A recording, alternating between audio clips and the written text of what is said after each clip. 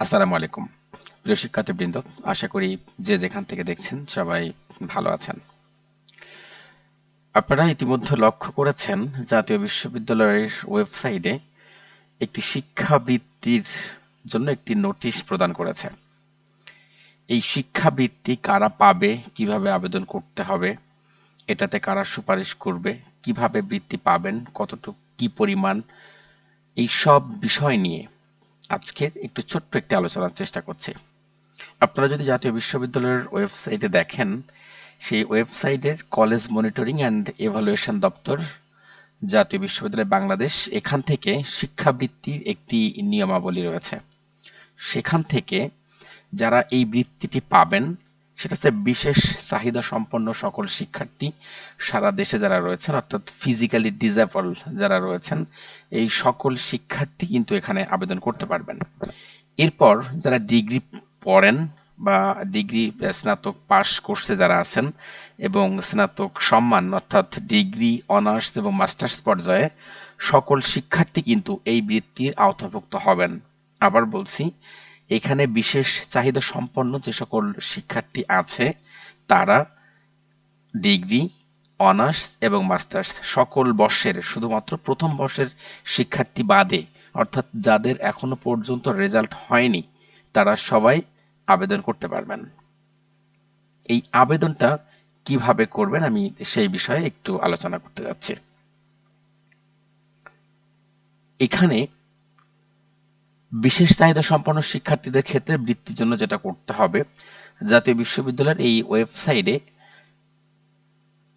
একটি বিশেষ ফর্ম দেয়া আছে। সেই ফর্মটি আপনাদেরকে ডাউনলোড করতে হবে। ডাউনলোড করে এটা সুন্দর করে পূরণ করে তারপরে আপনার কলেজের প্রিন্সিপালের সুপারিশ নিয়ে সেটা কিন্তু জমা দিতে হবে।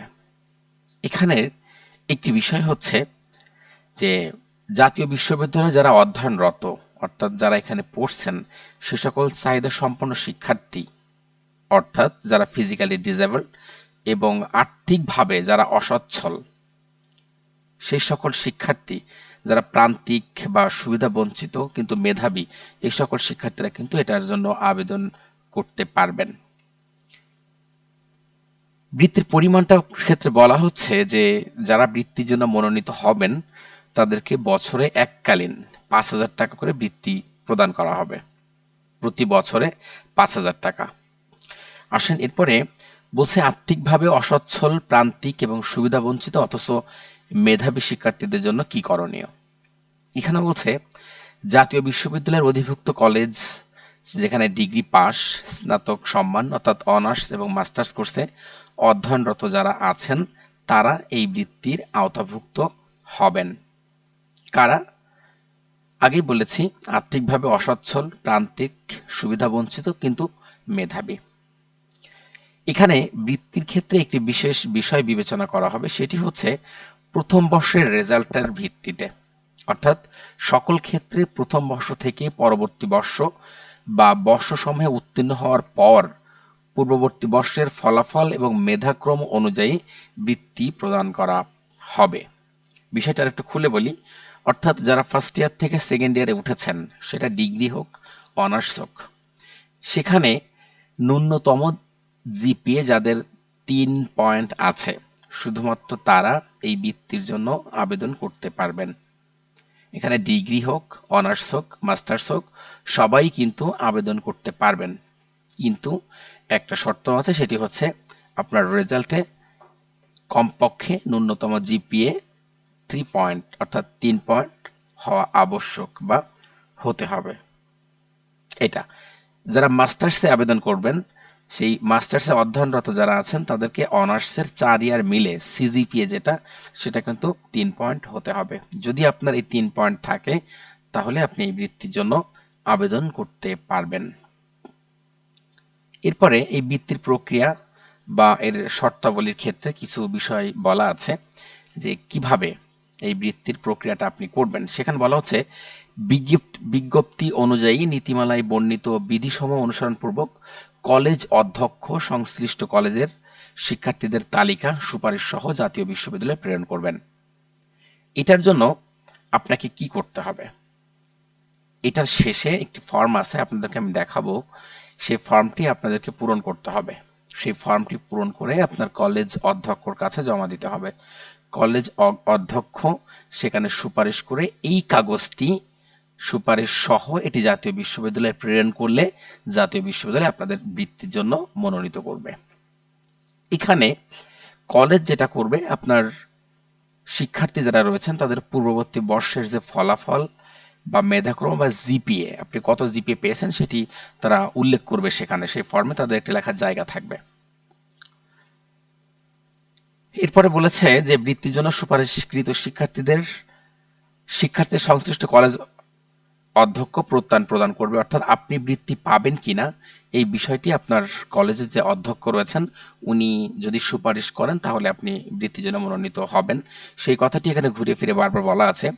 বৃত্তির টাকা বৃত্তি প্রাপ্ত শিক্ষার্থীকে, অর্থাৎ যিনি মনোনীত হবেন ওনাকে এই টাকাটা চেকের মাধ্যমে প্রদান করা হবে।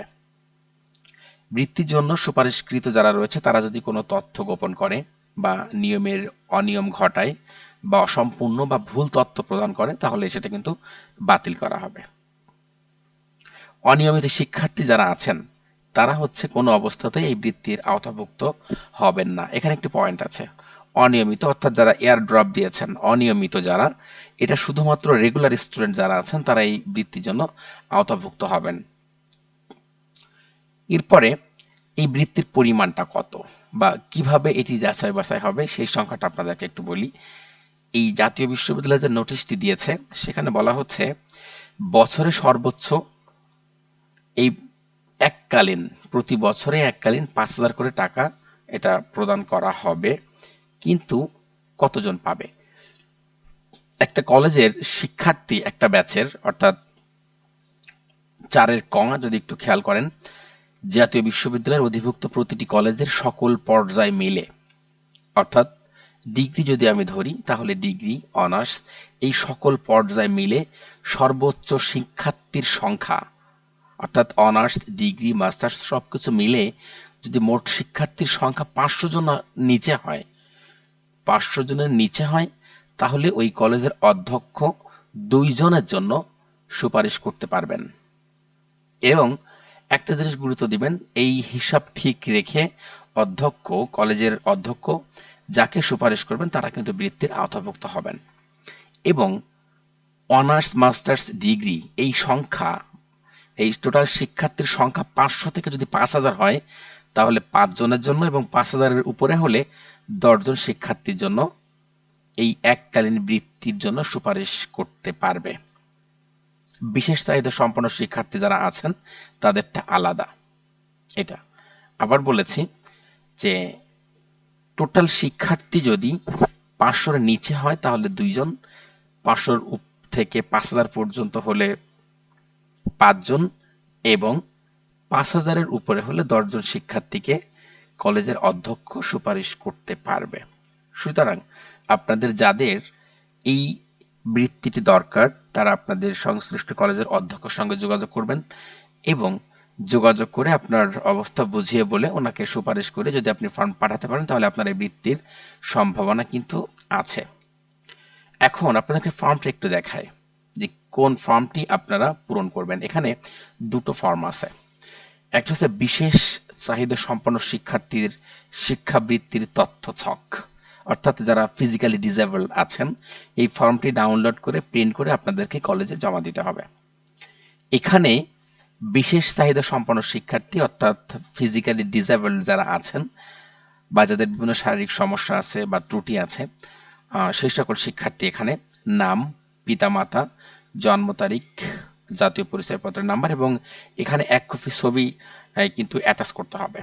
এরপরে কোর্সের নাম, অর্থাৎ আপনি কোন কোর্সে আছেন, ডিগ্রি নাকি অনার্স নাকি মাস্টার্স, এটাতে আছে আপনার বিষয়, শিক্ষাবর্ষ, রেজিস্ট্রেশন নাম্বার এবং বৃত্তির প্রার্থিত বর্ষ, তার মানে আপনি কোন বর্ষের জন্য আবেদন করছেন। আগে বলেছি আপনার প্রতি বছরে কিন্তু এককালীন 5,000 টাকা করে প্রদান করা হবে। সেই হিসাবে যারা ডিগ্রিতে অধ্যয়নরত আছেন তারা সর্বোচ্চ 2 বার পাবেন এবং অনার্সে যারা আছেন তারা 3 বার পাবেন এবং মাস্টার্সে 1 বার।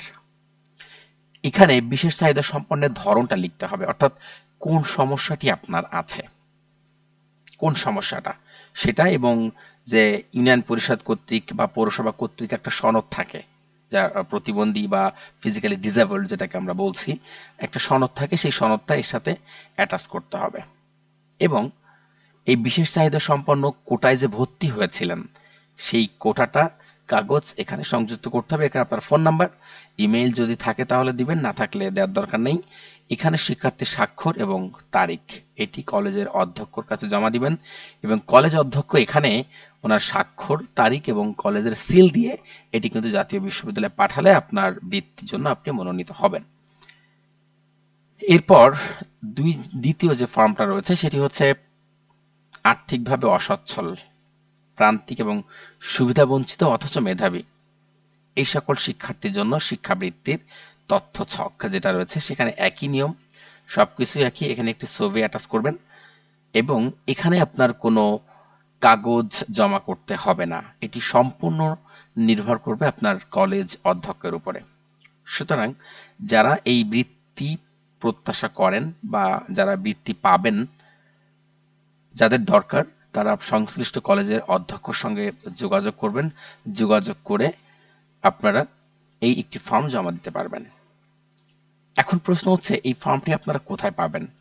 এটি জাতীয় বিশ্ববিদ্যালয়ের যে ওয়েবসাইট আছে, সেই জাতীয় বিশ্ববিদ্যালয়ের ওয়েবসাইটে যেয়ে আপনারা এটি পেয়ে যাবেন। আমি একটু দেখাই আপনাদের। জাতীয় বিশ্ববিদ্যালয়ের যে নোটিশ আছে, এই যে নোটিশ যে জায়গাটা, এখানে যে এই ফর্মটি আপনারা ডাউনলোড করতে পারবেন। এখানে দেখেন ৬ নম্বরে একটি পয়েন্ট আছে যে শিক্ষাবৃত্তি আবেদনের নিয়মাবলী ও তথ্য ছক, এটি আপনাদেরকে ডাউনলোড করতে হবে। এটি ডাউনলোড করার পরে এটি পুরাটাই প্রিন্ট করবেন। প্রিন্ট করে যারা ফিজিক্যালি ডিসেবলড অর্থাৎ শারীরিকভাবে অক্ষম আছেন, বা যাদের বিভিন্ন শারীরিকভাবে বিশেষ চাহিদা সম্পন্ন যেটাকে আমরা বলছি, তারা প্রথম ফর্মটি, এবং যারা আর্থিকভাবে অসচ্ছল তারা হচ্ছে এই ২ নম্বর ফর্মটি পূরণ করে অধ্যক্ষর কাছে জমা দিয়ে দিবেন। এটি খুব অল্প সময়ের ভিতরে আপনার সংশ্লিষ্ট কলেজে যেয়ে এটি জমা দেওয়ার ব্যবস্থা করবেন। আবার বলছি, এটি এই বৃত্তির জন্য যাদের রেজাল্ট রয়েছে আপনারা সকলেই আবেদন করতে পারবেন। সকলেই আবেদন করতে পারবেন, ডিগ্রি, অনার্স এবং মাস্টার্স। আবেদন করার পরে আপনাদের টোটাল সংখ্যা অনুযায়ী অধ্যক্ষ কলেজের যিনি রয়েছেন, তিনি যাদেরকে সুপারিশ করবেন তারা এই বৃত্তির আওতাভুক্ত হবেন। আশা করি বুঝতে পেরেছেন। এরপরেও যদি বোঝার ক্ষেত্রে কোনো সমস্যা হয় তাহলে এখানে কমেন্টস করে জানাতে পারবেন।